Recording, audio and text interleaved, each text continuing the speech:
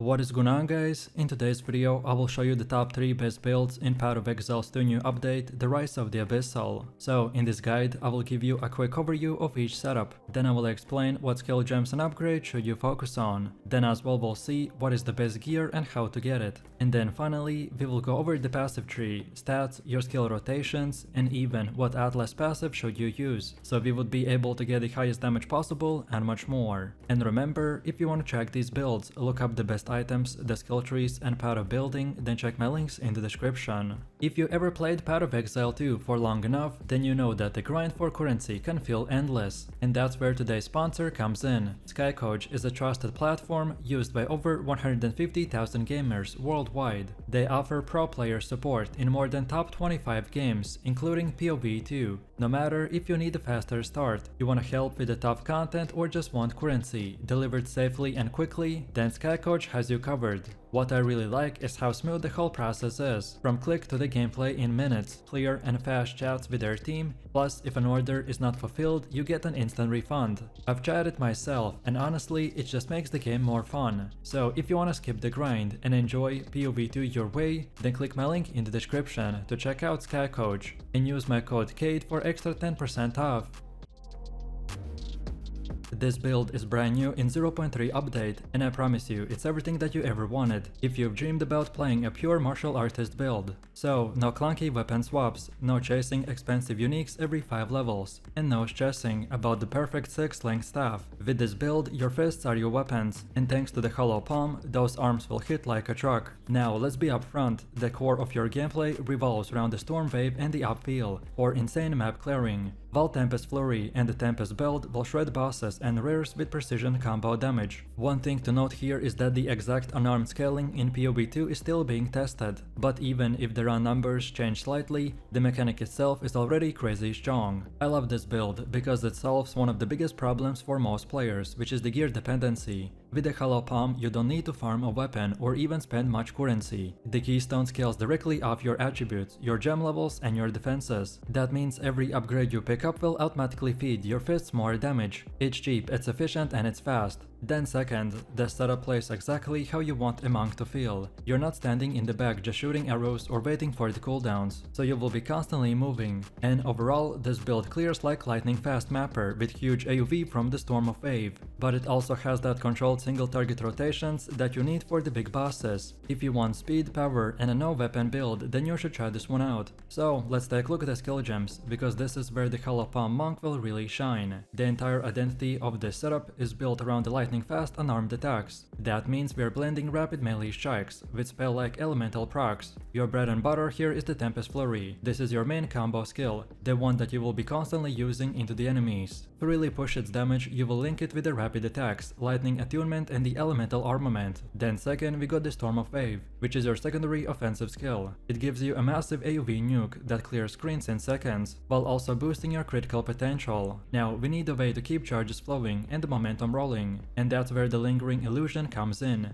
Paired with the charge profusion, every time you dodge roll, you drop an illusion, and when enemies hit you, you will gain charges. More rolls mean more charges, and those charges are the engine that powers our next skill, the Charge Staff. This skill in exchange will apply shock and innervate by keeping enemies vulnerable to the lightning damage while giving you a steady stream of offensive buffs. It's a perfect loop, so dodge, drop illusions, gain charges, and fuel even more damage. Then for auras, this build takes things to the next level with the Herald of Thunder and with the Herald of Ash. The Herald of Thunder is linked with the Electrocute and the Lightning attunement, and it basically blankets the entire map with the chain lightnings whenever you get a kill. It's the core reason of why mapping feels so smooth. On top of that, the Herald of Ash will provide hybrid scaling, so crits and overkills will trigger fire burn explosions that amplify clear and even stack on the boss damage. Together, these two heralds will create fireworks of chained explosions every time that you attack. And finally, we've got the Tempest belt. Think of this as a flexible slot. Sometimes it's an AoV option for spreading more coverage, or sometimes it's your single target combo tool against bosses. So in short, it synergizes beautifully with our flurry.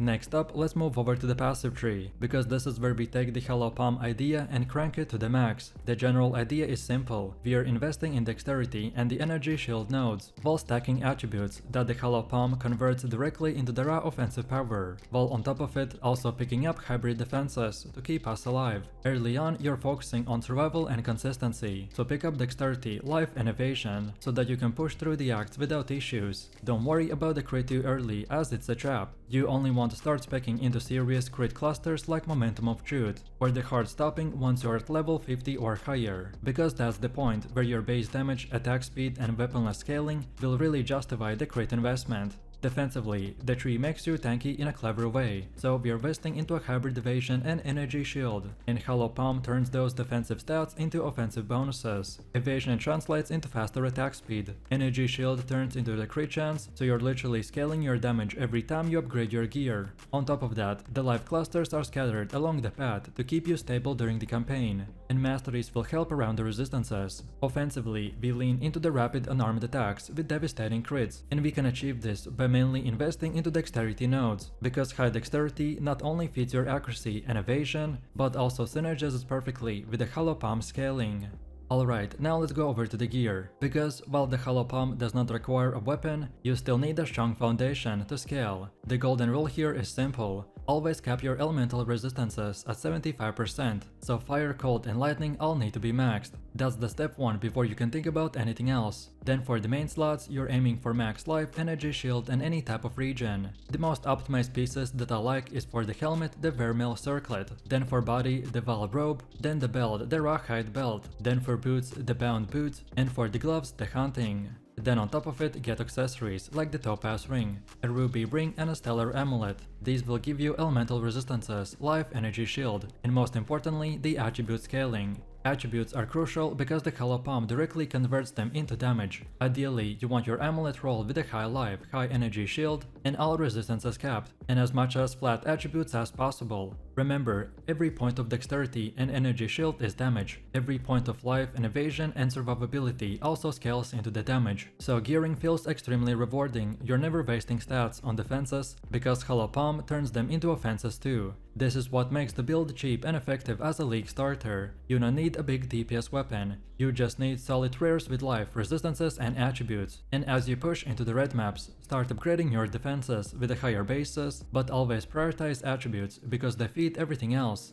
And now finally, let's see how to actually play this build. Honestly, this is one of the most satisfying gameplay rotations in Path of Exile 2. In the campaign, you level with a bow and a lightning rod until about level 22. It's smooth, it's fast, and it carries you through the early content without any issues. At level 23, you pick up the Hollow Palm notable and swap to the unarmed combat, and this is where the build transforms. From this point and onwards, your mapping rotation is simple but powerful. Roll into a pack, then drop the Storm Wave to wipe the screen, and weave in upfield for the extra damage spread. And let the Herald of Thunder and Herald of Ash explode everything around you. But perhaps if you need more charges, then dodge roll to drop illusions, and let the enemies fuel your charge staff. If you do this combo perfectly, then packs will just evaporate. Against bosses, the things will shift into a more precise rhythm, so you lead with the Tempest Flurry, then stacking rapid crits and shocks, then drop the Tempest Belt for a devastating combo finisher, then keep your charges flowing with illusions, maintain Herald uptime and stack the Storm Wave hits on top for massive burst windows. But perhaps if the Flurry plus the Bell combo feels uncomfortable, then you can absolutely just stick with the Storm Wave as your main bossing tool until you're more comfortable. So as you can see, our rotation and the build is fun, fast and new player friendly.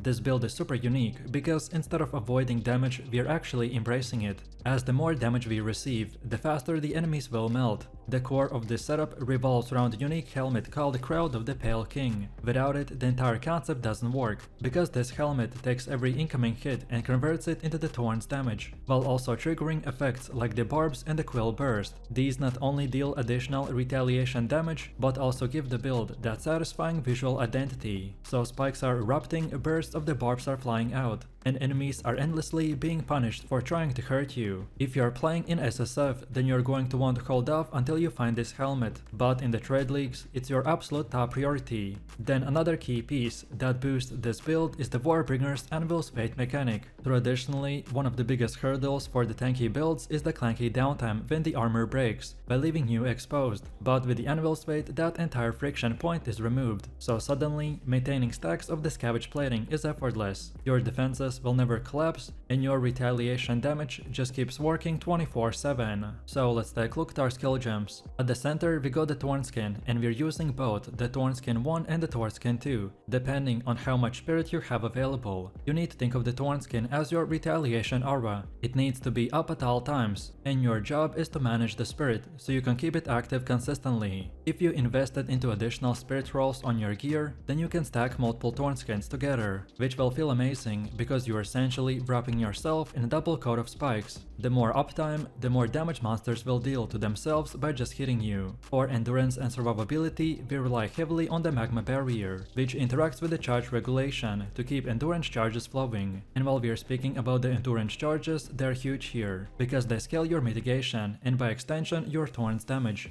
To complement this, Resonating Shield is an occasional button press that might not feel that flashy, but it's deceptively strong. Hitting it regularly while mapping will keep your endurance charges topped off and make you feel unstoppable. Defensively, your setup revolves around the scavenge plating, magma barrier and resonating shield, which are all linked with supports that extend duration, reduce cooldowns, or even boost armor scaling. And this is where you see how your defense literally becomes offense. The longer your plating and the barriers stay active, the more enemies beat themselves to death by trying to get through. And then on the offensive side, you're not relying solely on retaliation. Skills like the Rapid Assault and the Rake are slotted in to give us active melee presence. These aren't your main damage dealers, but they will keep the pressure up and ensure that the enemies are constantly pulled in your retaliation field. And lastly, for utility skills, we got the Fortifying Cry, which not only keeps you alive but directly scales Thorn, because increased mitigation will equal the stronger retaliation. With a cooldown recovery linked, you can keep this almost permanently. Then Disengage is your emergency tool. It's a quick reposition button that doesn't get used often, but it feels OP in those moments where you need to dodge a telegraphed boss slam. Then now let's take a look at the passive tree. The first cornerstone is the Iron Reflexes, and it's essential. By converting evasion into armor, it takes stats that normally would not scale retaliation and transforms them into fuel for your Thorns. When you're stacking evasion on the rings, amulets and the gauntlet, the Iron Reflexes will take all of that and skyrocket your armor. This result is not just durability, but also raw damage output, since our retaliation values are based on how much armor you can stack. From there we go into the three main priorities. The first one is the raw defense. You're picking up clusters for the maximum life,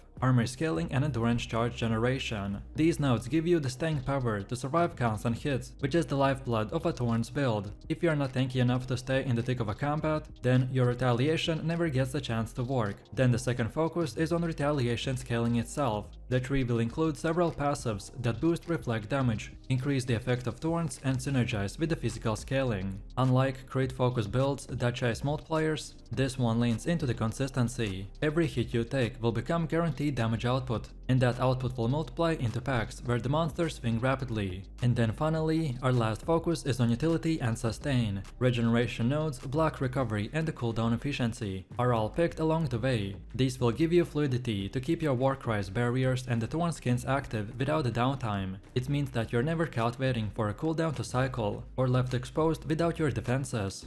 Next up is the gear, and the first rule of gearing is to upgrade your Thorns gear at the start of every level bracket. The Thorns damage doubles at every stage, and if you neglect upgrades, then you will feel yourself falling behind quickly, so stay on top of it, and your damage will always feel smooth. The best in slot shield is the China Box Pillar. This thing takes your retaliation damage to ridiculous heights, especially when paired with a scavenge plating. If you can get a corrupted version with the Thorns damage, then that's the best in slot. Then your spear does not need to deal DPS directly. Instead, look for modifiers that boost Thorns indirectly, so things like gain percentage of damage as extra damage, and sockets for the Sakaval's Rune of the Sky. Then for boots, the Briar patch is your target, ideally with 2 sockets and a corruption for the high movement speed. Then the body armor should be in a high armor base, with maximum life and resistances. You can go for spirit rolls if you want, but remember that usually it will cost you a maximum life roll, so the shade off is up to you. Then for amulet, the solar amulet is best in slot. You want one with another spirit roll, maximum life, percentage increased maximum life, and capped resistances.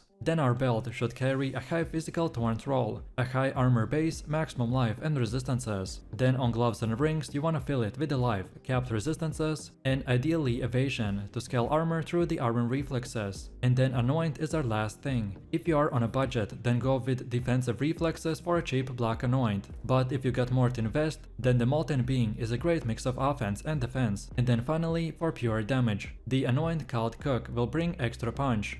And now finally, let's see how to actually play this build. The rotation is simple, smooth and incredibly satisfying. You wanna keep the Thorn skin active at all times, because that's your bread and butter and you never want to be caught without it. You'll want to cycle Magma Barrier and the Resonating Shield to keep endurance charges flowing, and then you can drop the Scavenge Plating whenever it's ready, because it multiplies your retaliation damage by a huge amount. Then for offense, you weave in Rapid Assaults and the Rake to keep enemies engaged. They're not going to be the star of the show, but they will keep the pressure on the packs and bosses, while your Thorns do the real work. Then use Fortifying Cry on the cooldown for survivability and retaliation scaling, and keep Disengage in your back pocket for emergencies. When you're mapping, the playstyle is almost brainless in the best way, so you charge into the backs, your Thorn skins will trigger, enemies will slam into you, and they will instantly explode from their own damage. In the dense content like Delirium or Legion, it feels incredible, because the more enemies swarm you, the faster the screen clears.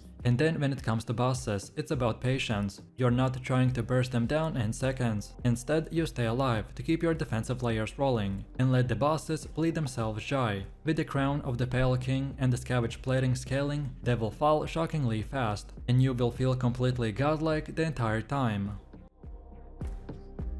This setup has been absolutely tearing up the endgame after the latest round of buffs, and for a good reason. Crossbows no longer slow your movement speed while reloading, and the Galvanic shard specifically had its reload speed penalty stripped away. Add in the new crossbow support gems and the passive nodes introduced into this new patch, and you end up with a build that feels smoother, faster and deadlier than even before. Now there's one small caveat: you will need to run the new reload crossbow when dodge rolling support gem with the Galvanic shards. That's because they nerfed the reload mechanics so that each action only loads one bolt instead of the entire magazine. But honestly, this feels really natural when you get used to it. Rolling between the packs while reloading will slot perfectly into the rhythm of a combat, and it helps to sell that fantasy of a lightning fast gunslinger. My favorite part about this build that you're constantly zapping, shocking and forking bolts of energy across the screen, while stacking defensive mechanics and utility to stay alive in the thick of a battle. It's one of those builds that feels aggressive and fast paced without sacrificing mobility.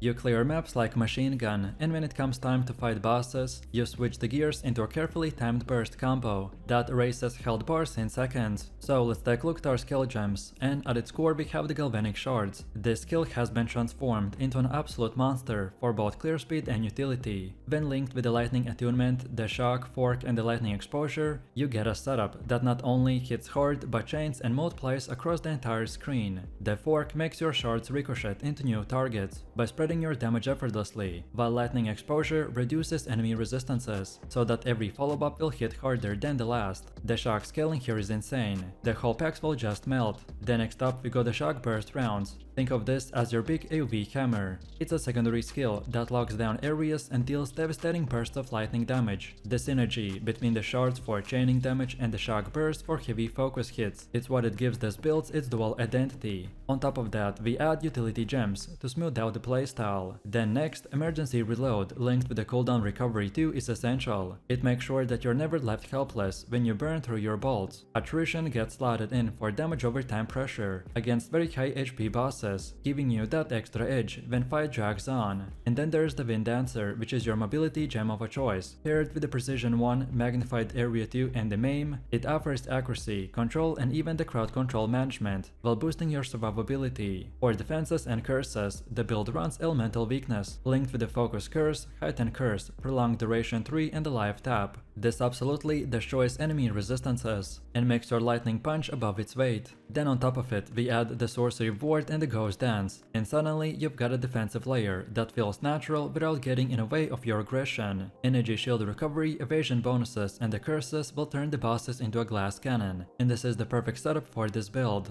Then next up we have the passive tree. And for this build it's crafted to really squeeze out every ounce of power from the Witch Hunter's archetype. We will want to start right here in this section, where you immediately pick up the nodes that boost attack speed, accuracy and dexterity. These will give you that early punch that you need to get Galvanic shards online without feeling sluggish. From there we expand into both the Witch and the Ranger zones, by cherry picking the best crit, energy shield and the elemental penetration nodes. One of the defining features of this tree is how heavily it leans into the critical shock multipliers. So when we combine this with the Galvanic shards, natural shock scaling, the crit nodes will amplify your burst into devastating nukes that delete rares and bosses instantly. But this is not all about offense, we also build it for energy shield scaling. This acts as your safety net in a place of a traditional life pool. With the right keystones and the gear, this creates a hybrid sustain system, where you can absorb hits while recharging quickly through the Ghost Dance and the Sorcery Ward. It's a defensive engine that pairs perfectly with your evasive playstyle.